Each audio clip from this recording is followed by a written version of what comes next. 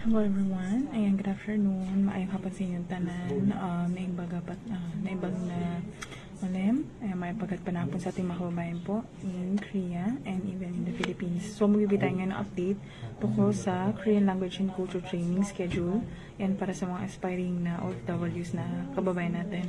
Ayan, so sa mga susunod na EPS workers po, mayroong kontrata at kasama sa roster ay nakaschedule na dumalo po para sa Korean Language Culture Training mula July 29 hanggang August 2, ayan, 2024, Monday to Friday, so 7 a.m. in the morning po until 6 p.m. ng gabi.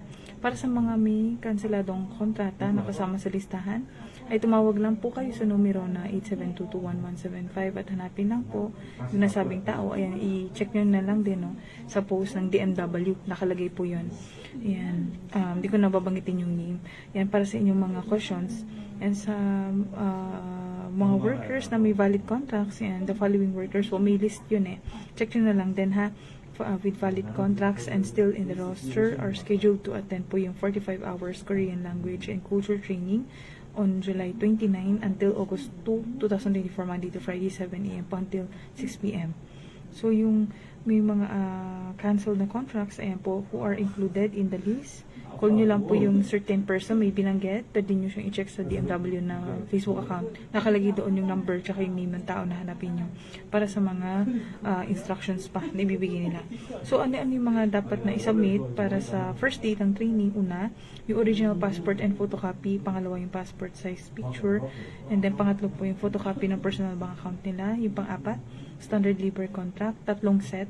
Yan, 500 pesos para dun sa training fee. Tapos reminder, mag-wear lang po kayo ng face mask all the time. Ayan, and then bring alcohol or sanitizer. No latecomer allowed po. Yan, as per, yun nga, yung binigay na detalye ng Korean Language and Culture Training Schedule. Yan, nakalagay po to sa DMW na Facebook account. Pwede nyo i-check. So, yun na. Pag may mga questions kayo, pwede po kayong magsabi sa akin. Tawag na kayo 0103410493. Ang schedule po natin is from Monday to Friday. That is 11 a.m. in the morning po until 8 p.m. ng gabi. And then during weekends naman, Saturdays and Sundays, 10 a.m. in the morning until 6 p.m. po ng gabi. So, yun lang. Salamat sa inyong oras. God bless everyone. Please do kindly subscribe to our YouTube channel and then follow na rin yung ating Facebook account. And then meron din tayong TikTok account. Ayun po. So, I'll keep you updated and posted. Bye!